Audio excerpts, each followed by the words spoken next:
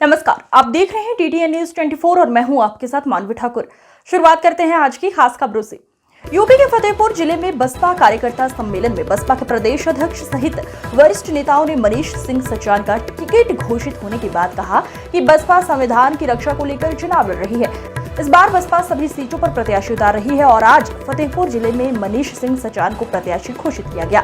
वहीं बसपा प्रत्याशी ने मीडिया से मुखातिब होते हुए कहा कि वो कानपुर देहात के रहने वाले हैं और पेशे से डॉक्टर हैं। सरकारी नौकरी को छोड़कर वो गरीबों की मदद के लिए चुनाव लड़ रहे हैं।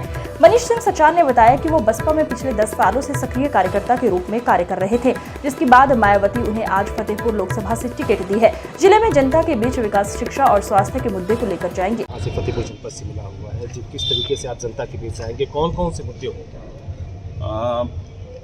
मेरा टिकट लेने का उद्देश्य नहीं था, मैं कोई नेता नहीं था, मैं तो पार्टी की सेवा में लगा था। मैं बहन जी के मार्गदर्शन में पार्टी हित में काम करता था, अपने चिकित्सक होने का दायित्व पूरा करता था। उस दौरान मुझे कई बार ऐसी कमी महसूस हुई विगत 10 वर्षों में कि बार बार मन में कचोट होती थी कि किसी के पास अच्छा स्वास्थ्य नहीं है, किसी के पास अच्छी खाने की सुविधाएं नहीं है, किसी के पास अच्छी रहने की सुविधाएं नहीं है, किसी के पास अच्छी कानून व्यवस्था के कारण उसके घर की हालत खराब हो गई। ये वो व्यवस्थाएं थीं जो मैं मात्र चिकित्सक बनके कभी पूरा नहीं कर सकता था। बहुत मन में आया कि क्या होना चाहिए।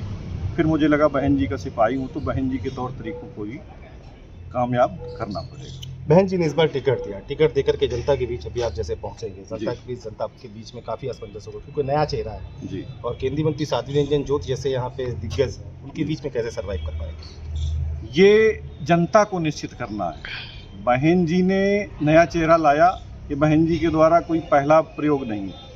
आज जो भी संसद में बैठे हैं, जो भी व्यक्ति विधानसभा में बैठे हैं, सब बहन जी की नर्सरी से निकले हुए हैं। आधे से ज़्यादा लोग बहन जी की नर्सरी से निकले हुए हैं। बहन जी तो ये कहती हैं कि जाओ, उठो और सेवा करो। जब वो व्यक्ति बहन जी के रास्तों पे नहीं चलता है तब उसे लगता है कि हम पार्टी छोड़कर दूसरी पार्टी में चले जाए। नहीं तो बहन जी तो सिपाही तैयार करती हैं, वही सिपाही जब अपने कर्तव्य से हट जाता है तो बसपा छोड़ देता है। क्या मुद्दे लेकर के जनता के बीच जाएंगे और पिछले कितने सालों से आप बसपा में जुड़े हुए? मैं वाम सेब का जिला संयोजक था 2012 में। 2012 के तदुपरांत मैं अन्य पदों पर, कई पदों पर बसपा पे बना रहा था। तो कम से कम 12 वर्ष से अधिक मैं बसपा में सक्रिय सदस्य रहा। आगे जो मुद्दे हैं हमारे पास वो बेसिक मुद्दे हैं और इतने गंभीर मुद्दे हैं कि मुझे ऐसा लग रहा है जैसे मैं इमरजेंसी में काम कर रहा हूँ। हम लोगों के पास में इमरजेंसी में ऐसे मरीज आते हैं जो जान जिनकी जो है जाने वाली होती है। मुझे ऐसा लग रहा है आज व्यवस्थाओं की जान जाने वाली है। प्रदेश सरकार और देश सरकार ने ऐसा कर दिया है कि पूरी व्यवस्थाएं चरमरा गई हैं। वो बिल्कुल इमरजेंसी की हालत में ICU में पहुंच गई हैं। एक डॉक्टर से अच्छा व्यक्ति कौन हो सकता है जो ऐसी व्यवस्थाओं को सुधार सके? आप चिकित्सक हैं, चिकित्सक छोड़ करके आज आप डॉक्टर यहाँ पे दिया गया संगठन आपका जिले में अगर देखा जाए तो संगठन कहीं आपका दिखाई नहीं पड़ता। जिनकी आप बात करते हैं कि भारतीय जनता पार्टी की सरकार ये कर रही, एक आदमी आवाज उठाने वाला नहीं कि सरकार ये कर रही है। चुनाव जीतेंगे कि कैसे? आपका वोट बैंक खिसक गया, प्रत्याशी नया है, कैसे चुनाव जीतने की क्या रणनीति बनाई है? देखिए, आज माननीय बहन जी के निर्देश पर लोकसभा फतेहपुर के बहुजन समाज पार्टी के कार्यकर्ताओं की एक विशाल जनसभा हुई है और जिसमें बहन जी के निर्देश पर डॉक्टर मनीष सचान जी को यहाँ का प्रभारी घोषित किया गया है। और जहाँ तक है बहुजन समाज पार्टी का जो संगठन है, इस तरह का संगठन किसी दल में नहीं है और चुनाव जीतने का यहाँ मकसद है कि आपको मालूम होगा कि 2007 में भी तमाम दलों के बड़े बड़े गठबंधन थे, लेकिन बहुजन समाज पार्टी का किसी से कोई गठबंधन नहीं था। माननीय बहन जी ने कहा था कि जनता के गठबंधन के बल पर और साथ में भी बिना किसी दल के गठबंधन के बल पर बहुजन समाज पार्टी अकेले दम पर उत्तर प्रदेश में, इस देश के बड़े प्रदेश में बहुत सरकार बनाई थी। और इस बार भी जिस तरीके से लोगों ने एक धुरी तैयार किया, एक इंडिया गठबंधन है, एक इंडिया गठबंधन है, लेकिन हमारी नेता माननीय बहन जी ने पहली ही बैठक जिस दिन हुई थी बिहार में, उसी दिन बहन जी ने कहा दिल मिले ना मिले दल मिलाते रहे।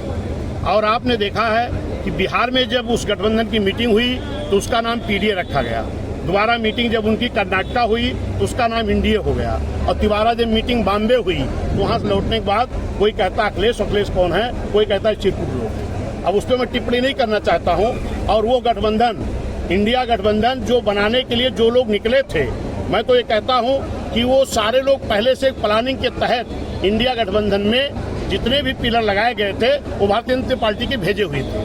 आपने देखा इंडिया गठबंधन बनाने के लिए सबसे पहले कौन निकला था? माननीय नीतीश जी, वही इसकी अगुवाई किए थे। और उन्होंने यहाँ तक घोषणा कर दी थी कि बिहार का मैं चुनाव दोबारा अपने नाम पर नहीं, तेजस्वी के नाम पर लड़ूंगा। लेकिन वो खुद जा करके जो इंडिया गठबंधन की अगुवा थे वो खुद भारतीय जनता पार्टी में शामिल हो गए। ममता दीदी जो इंडिया गठबंधन की अगुवाई कर रही थी उन्होंने बाहर हो गई। इंडिया गठबंधन में है कौन?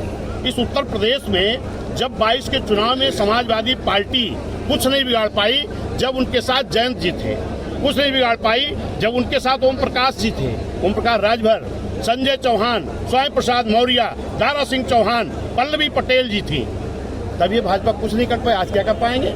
आज उनके साथ कौन है? इंडिया गठबंधन खाली नाम का है। उनके साथ कांग्रेस है जिसके पास मात्र 2% उत्तर प्रदेश में वोट है, वो कांग्रेस जिसके पास मात्र 1 MP है, वो समाजवादी जिसके पास मुस्लिम भाई उनका साथ छोड़ दिया है तो उनके पास 7-8% बचता है। उनके पास लोकसभा मात्र 3 है, और बहुजन समाज पार्टी के पास खाली SC ST हमारा 24 से 26% है। इतनी बड़ी बात कह रहे हैं, विधानसभा चुनाव में आपने अपनी पार्टी का